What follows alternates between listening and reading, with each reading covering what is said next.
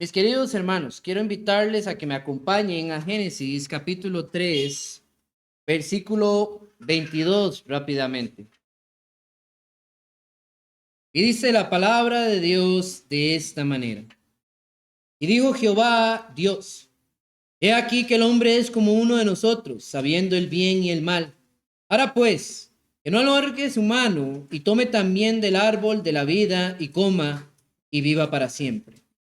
Es importante notar aquí, hermanos, un detalle esencial.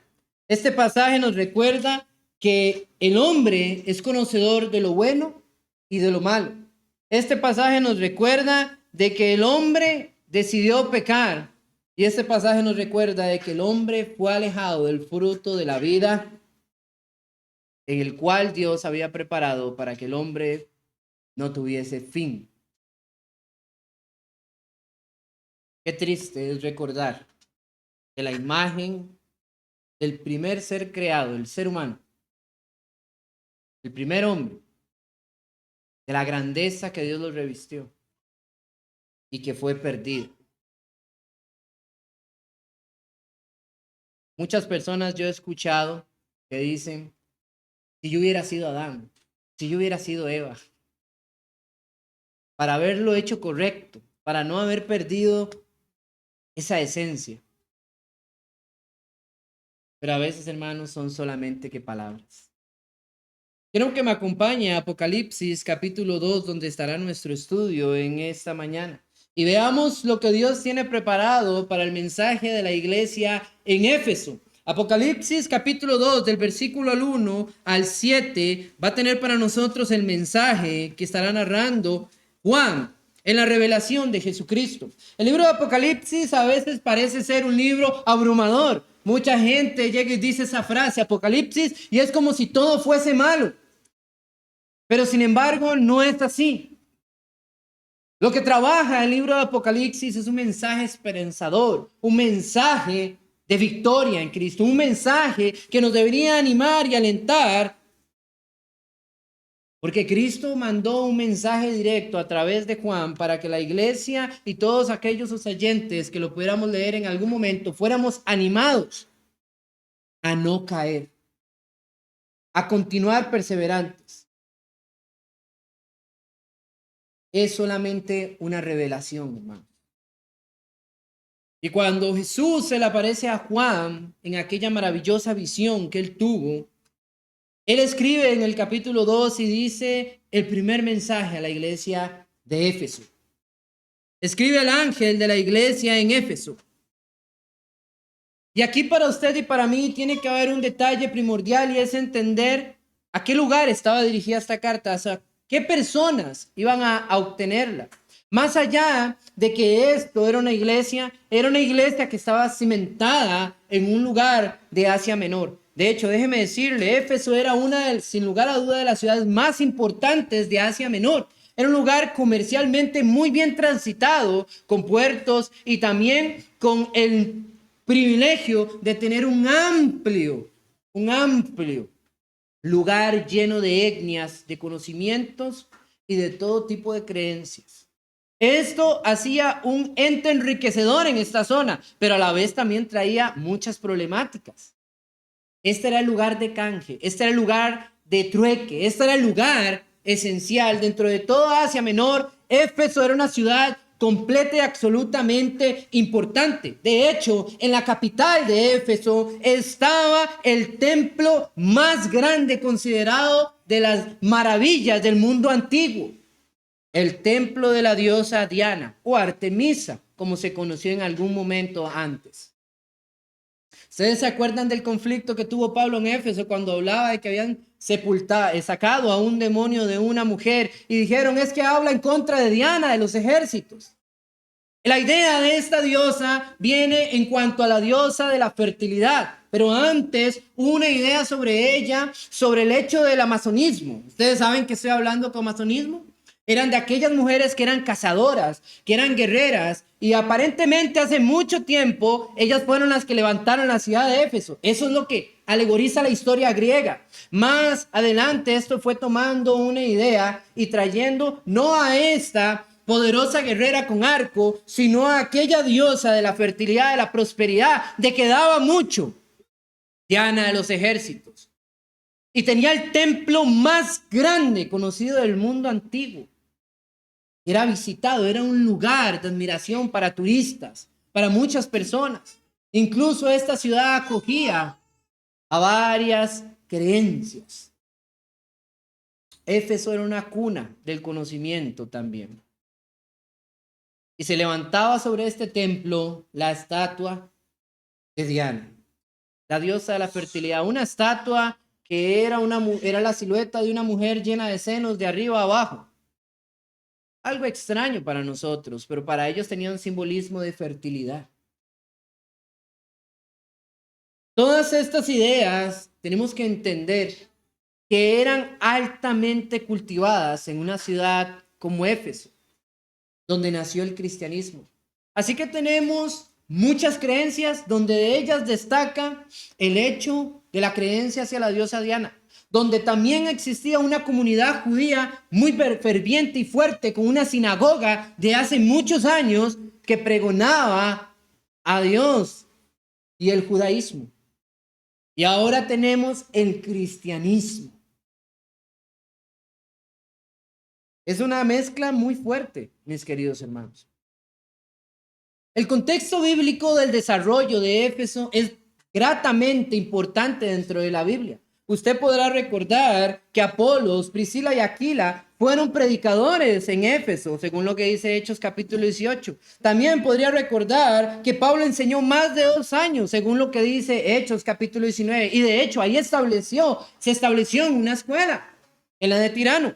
Pablo se despidió de los ancianos de Éfeso, aunque ya iba a Jerusalén para ser aprendido, aunque él ya había sido alentado por esto, decidió tomar un tiempo con los ancianos de Éfeso. Recuerde Hechos capítulo 20. Y también hay una carta escrita solo para Éfeso. Y Jesús saca un espacio de tiempo en Apocalipsis capítulo 2 para dar un mensaje a la iglesia en Éfeso.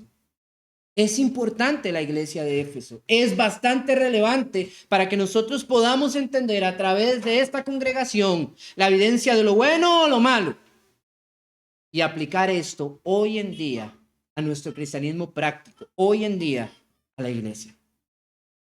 El mensaje de Jesús hacia esta iglesia empieza con una idea esencial y es recordar.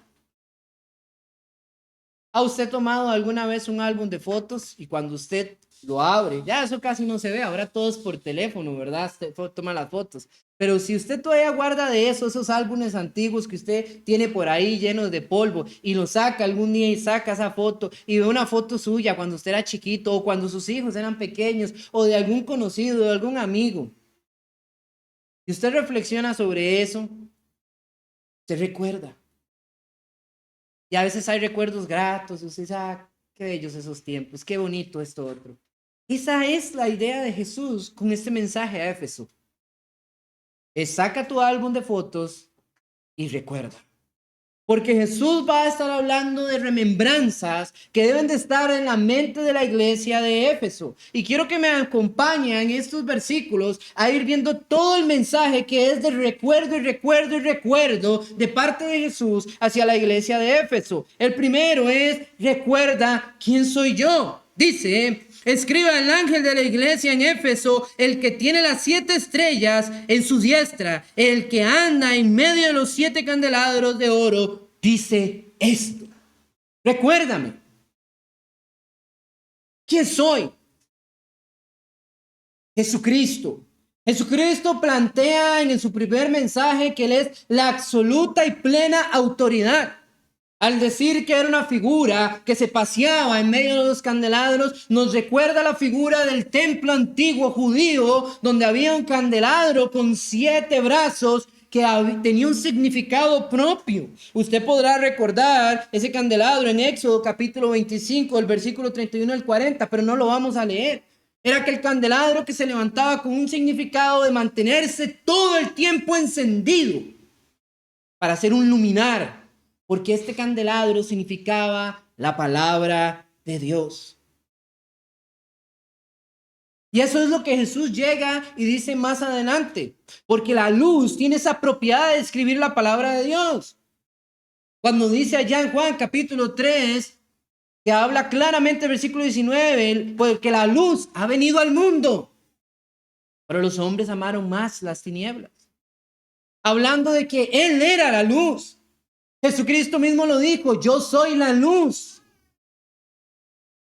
Por eso dice, yo tengo a mi diestra las 7 estrellas, tomando en concepto que era la única y absoluta palabra de Dios dignificada. Donde otros autores, como Santiago, capítulo 1, versículo 25, lo dice, la palabra de Dios es perfecta. También lo dice Pablo en 1 Corintios, capítulo 13, versículo 10, cuando venga lo perfecto, hablando de la palabra de Dios. Cuando también lo dice el salmista en uno de los salmos más grandes, Salmo 19, dándole elogio a toda la magnitud de la palabra de Dios. Y el versículo 7 lo dice, es perfecta. Jesús lo dice, yo soy la autoridad y mi palabra es perfecta. Y el candelabro es un significado de que cada una de esas velitas era una de las 7 iglesias a las que se le estaba escribiendo. Pero ¿qué es lo que pasa, hermano? ¿Solamente entonces habían 7 iglesias en ese mundo? ¿En ese momento? No. Pero la propiedad de 7 iglesias no dice que era un mensaje solo para esas únicas y exclusivas 7 iglesias, sino que era un mensaje perfecto, ampliamente desarrollado para toda la iglesia universal. Y hay que entender que Jesús lo dice, recuerda que tú eres un luminar, recuerda que yo soy la autoridad de ese luminar. Ninguna iglesia brillaba por sí sola, sino que era el destello de la luz de Cristo Jesús. Y el versículo 2 trae otro recordatorio para la iglesia 2 y 3. Recuerda lo que has hecho. Yo conozco tus obras y tu arduo trabajo y paciencia, que no puedes soportar a los malos y has probado a los que dicen ser apóstoles y no lo son. Y los has hallado mentirosos y has sufrido y has tenido paciencia y has trabajado arduamente por amor de mí, mi nombre, y no has desmayado. Yo recuerdo lo que has hecho, dice Jesús. La iglesia en Éfeso se había caracterizado, hermanos, por hacer un arduo desarrollo de la predicación de Dios, pero no solamente eso, sino también a tomar a todos aquellos que decían ser algo y no lo eran. Falsos apóstoles, la apostasía. ¿Cuántas veces fue mencionado esto? ¿Cuántas veces se habló de este detalle? Yo recuerdo a Pablo allá en Hechos capítulo 20, versículo 19, donde le dijo a los ancianos, de entre vosotros saldrán también ¿qué? Lobos rapaces, que tratarán de devorar a las ovejas. Dentro de la misma iglesia tenían aquellos que querían atentar, hermanos, contra la verdad de Dios. ¿Y qué hacía especial a la iglesia de Éfeso según lo que dice Jesús aquí? Tú no lo soportas. Tú los probaste y los hallaste falsos. ¿Se acuerdan aquella expresión que Dios le dio con la pintura en la mano al rey Nabopolassar? Aquella que Daniel interpretó. Mené, mené, tekel uparsin. Ha sido pesado, valorado y ha sido hallado. Eso falso. ¿Cuántos pesos falsos existen aún hoy en la iglesia, hermano? Yo les voy a decir una verdad que duele. Hace muchos años escuché a un hermano sentarse al frente del púlpito y decir, ¿ustedes saben que no todos los que están aquí van a ser salvos? ¡Wow! Yo dije, ¿cómo puede ser eso?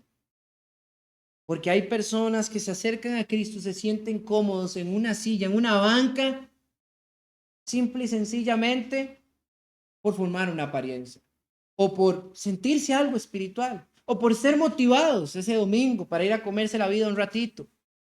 Pero su cristianismo no es un cristianismo práctico, es de título. Y cuando yo veo las palabras de Jesús en este texto y en otros más, claramente afirman de que el vivir una vida cristiana es estar en continua valoración de dónde estoy y qué es lo que hago. ¿No dijo esto Pablo cuando dijo cada uno ponga su obra a conciencia, las barbas en remojo? En el caso de las mujeres el pelo, ¿verdad? Pero es algo que hay que sentarse a reflexionar. Y me encanta porque Jesús dice en mi nombre. O sea, ellos no lo hicieron para gloriarse a ellos. Ellos no hicieron este trabajo, esta labor, esta ardua contienda con aquellos falsos maestros por causa de que querían sentirse pomposos y grandes. No, sino que dice por mi nombre. Porque es en esencia todo lo que la iglesia debe hacer en el nombre de Jesús. No somos justificados en el nombre de Jesús, según 1 Corintios capítulo 6, versículo 11. No somos bautizados en el nombre de Jesús, según Hechos capítulo 2, versículo 38. No somos nosotros llamados por su nombre, según Santiago capítulo 2, versículo 7. No es que nuestros pecados son perdonados por causa del nombre de Cristo Jesús, 1 Juan capítulo 2, versículo 12. No es que todo lo que hacemos, sea de hecho o de palabra, es en el nombre del Señor o para el Señor, Colosenses 3:17. Todo tiene que ser en su nombre. Una vez me preguntaba, una persona me dice, ¿por qué al final de la oración decimos en el nombre de Cristo Jesús, amén? Por esto, porque todo es en su nombre. Usted y yo no llegamos a la presencia de Dios, querido hermano y hermana, porque seamos muy buenos. Usted y yo llegamos a la presencia de Dios porque estamos en su nombre. Como aquel sumo sacerdote que tomaba el incensario del templo y solo una vez al año, que representaba las oraciones de los santos, podía ingresarlo a la presencia de Dios. Hoy Jesús lleva nuestras oraciones a la presencia del Padre todos los días, en todo momento y en todo tiempo, porque es en su nombre. Hay otro recordatorio de parte de Jesús, versículo 4. Recuerda que me amabas, pero tengo contra ti que has dejado tu primer amor. Hemos hablado ampliamente de esto en el sermón pasado, que hablaba de una relación sin amor. Así que no me extenderé demasiado a hablar de esto. Si usted no lo ha escuchado, le ruego que vaya. En el canal de YouTube está y puede verlo. Pero sí tengo que decir que definitivamente este es el versículo de toda esta sección que más podría aterrarnos o impactarnos dentro del entorno de este mensaje. Jesús le recuerda que alguna vez fue amado o se sintió amado por la iglesia en Éfeso, pero ya no es el caso. No es que me estás dejando de amar, no es que tu amor se está enfriando, como cuando hay problema en la relación y veamos qué hacemos. No, Jesús le dice, me has dejado de amar. Y es bastante perturbador ver y entender el detalle de esto, mis queridos hermanos. Los hermanos en Éfeso poco a poco perdieron el interés por la predicación del evangelio. Poco a poco perdieron el interés de debatir y contender con aquellos que predicaban falsa doctrina. Los hermanos comenzaron a quedarse tranquilos, plácidos en el lugar, tal vez a orar todos los domingos y no hacer nada más entre semana, no hablar más de Cristo, no ponerse en una situación compleja con tantas doctrinas y creencias dentro de Éfeso. Era mejor, yo creo en Cristo y ya, eso es todo. Un cristianismo light. No se puede vivir así, hermanos, delante de la presencia de Dios. Dios no puede ser engañado.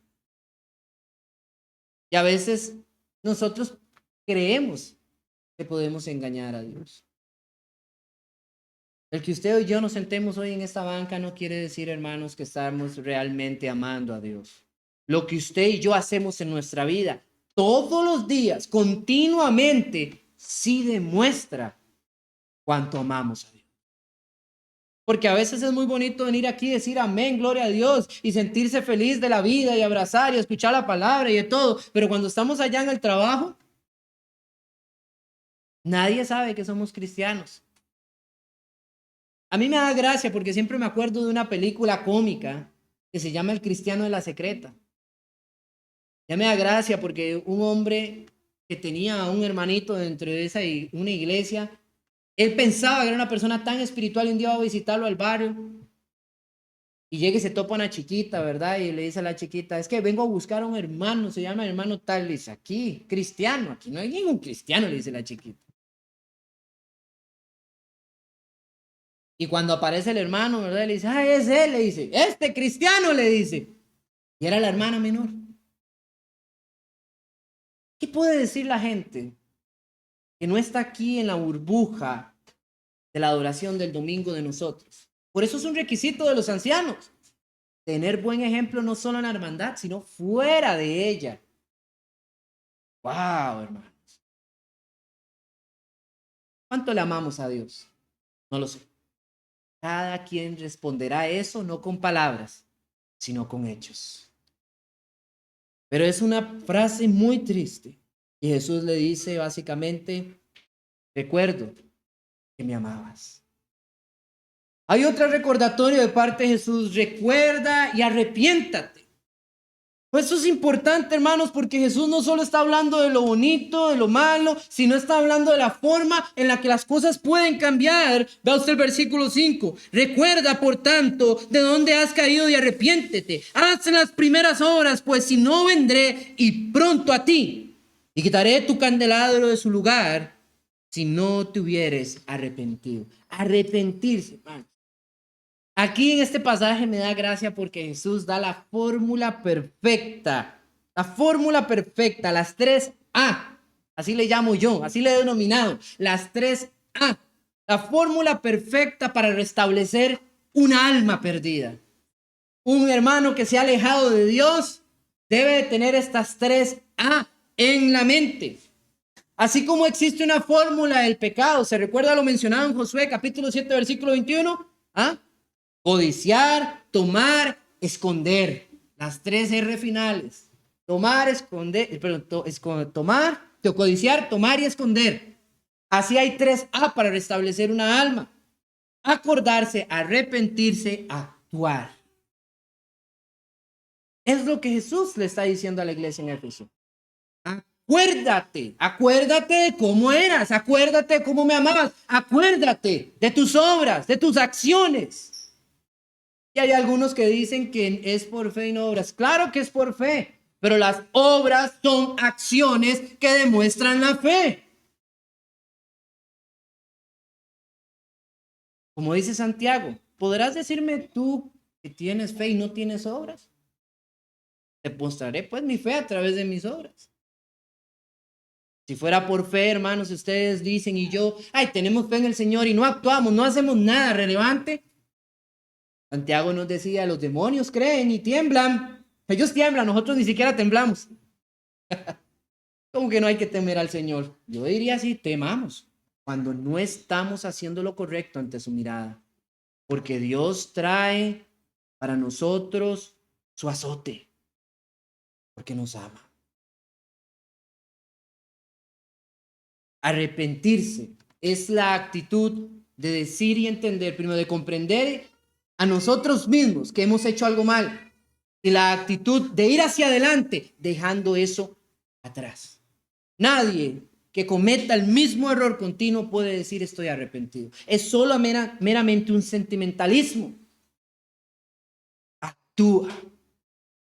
No puedes quedarte ahí. No puedes quedarte en la depresión, Éfeso. No puedes quedarte pensando, ay, nos está regañando el Señor. Qué triste, qué sufrido. Somos malos. Pensábamos que éramos una iglesia genial y nos hemos dado cuenta que estamos faltos. ¿Qué hacemos? Actúa, dice el Señor.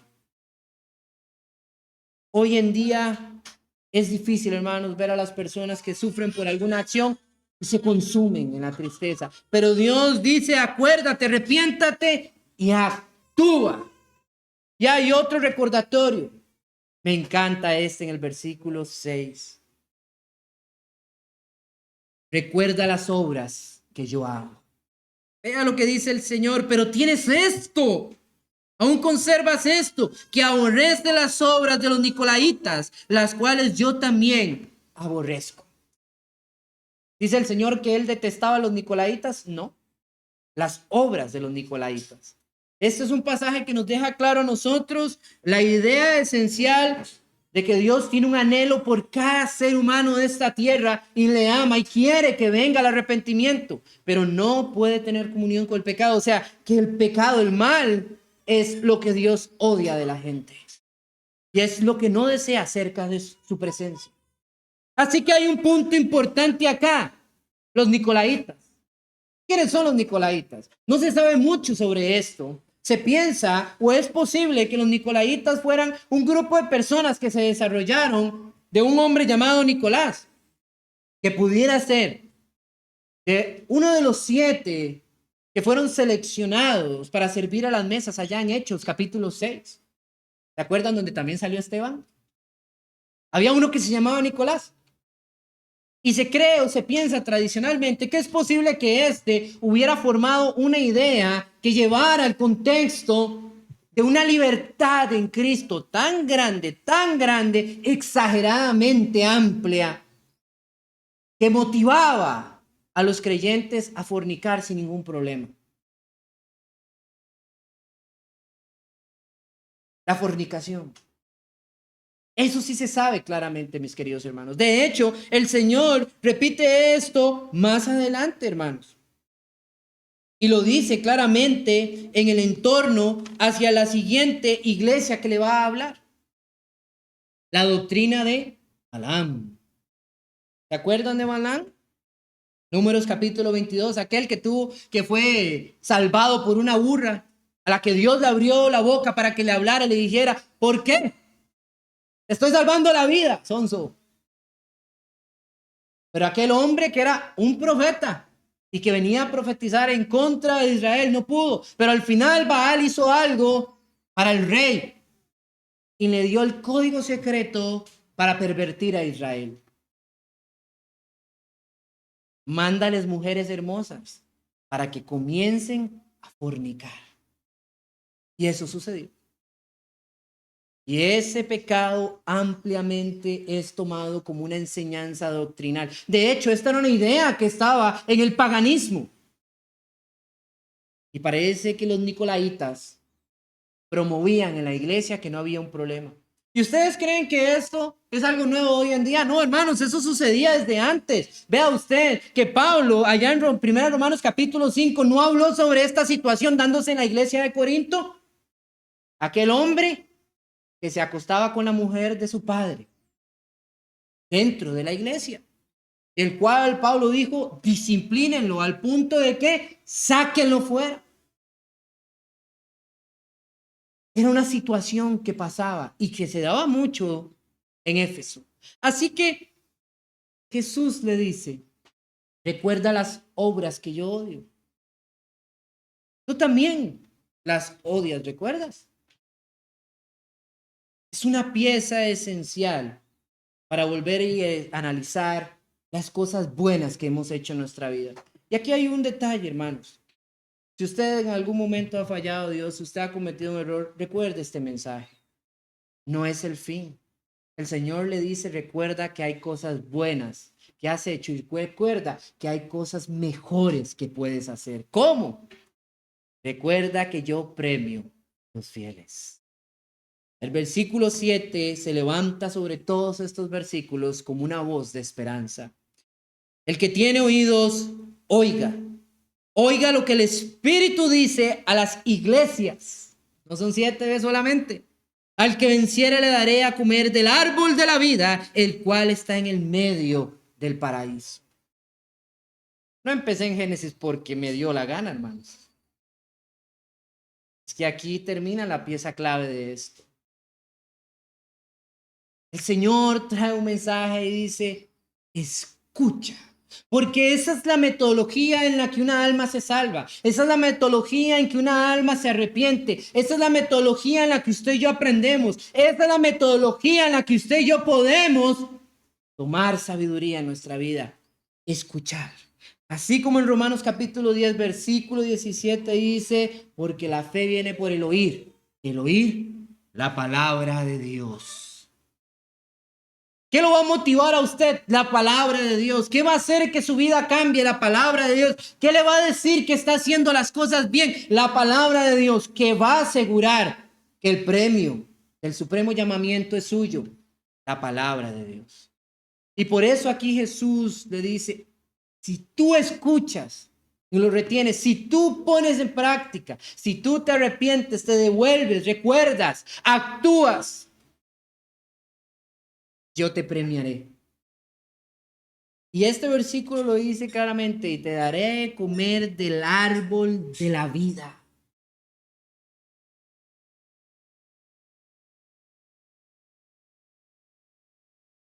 Apocalipsis capítulo 22, versículo del 2 al 5, tiene para nosotros esto mismo de una manera más ampliada. En medio de la calle de la ciudad, y a uno y al otro lado del río, estaba el árbol de la vida que produce 12 frutos, dando cada mes su fruto.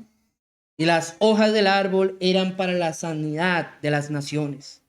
Y no habrá más maldición. Y el trono de Dios y del Cordero están en ella. Y sus siervos se le servirán y verán su rostro, y su nombre estará en sus frentes. Y no habrá allí más noche. Y no tienen necesidad de luz de lámpara ni luz de sol, porque Dios es el Señor que los iluminará y reinarán por los siglos de los siglos. Es una promesa, hermanos, para todo aquel que cree, para todo aquel que quiere entregar su vida. ¿Quiere comer usted el fruto de la vida? Yo no sé si eso sería literal. Yo no sé si Jesús te va a entregar un fruto tangible para que te lo comas. No lo sé. Pero lo que sí sé es que esto representa una vida nueva, una vida abundante, una vida eterna. Y me abruma lo que dice en Apocalipsis cuando dice, y lo veremos al cual. Veremos y conoceremos su rostro, sabiendo que ya no vamos a sufrir más. El mensaje para la iglesia de Éfeso es: recuerda. El mensaje para la iglesia universal, el mensaje para la iglesia hoy reunida aquí es: recuerda quién es Jesús, cuánto te ama y lo que quiere hacer con tu vida. Que Dios les bendiga.